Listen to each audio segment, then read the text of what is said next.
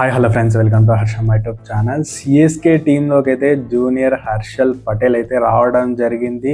ఎందుకు ఈ నేమ్తో పిలుస్తున్నానంటే మాత్రం రీసెంట్గా జరిగిన ఆక్షన్లో అయితే సిఎస్కే టీం గుజ్ ప్రణీత్ సింగ్ని అయితే 2.2 crore దగ్గరగా తీసుకోవడం అయితే జరిగింది ఐపీఎల్ ఆప్షన్లో. అండ్ నేనైతే bowling action and recent videos అయితే చూడడం జరిగింది.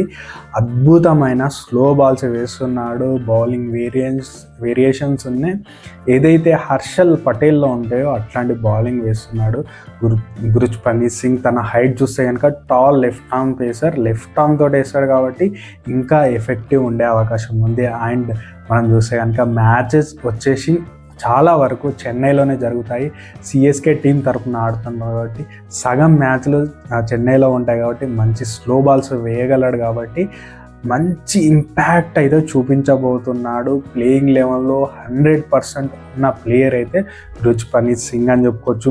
అండ్ ఆల్సో మనకు ధోని ఉంటాడు కాబట్టి నో వరీస్. మనకైతే గైక్వాడ్ కూడా ఉన్నాడు కెప్టెన్గా, బట్ ధోని గైడెన్స్లో అయితే మంచి బౌలింగ్ అయితే వేయబోతున్నాడు గుజ్ ప్రణీత్ సింగ్ అని చెప్పొచ్చు. రీసెంట్గా జరిగిన మ్యాచ్లో అయితే స్మార్ట్ సయ్యద్ ముస్తాక్ అలీ ట్రోఫీ జరుగుతుంది.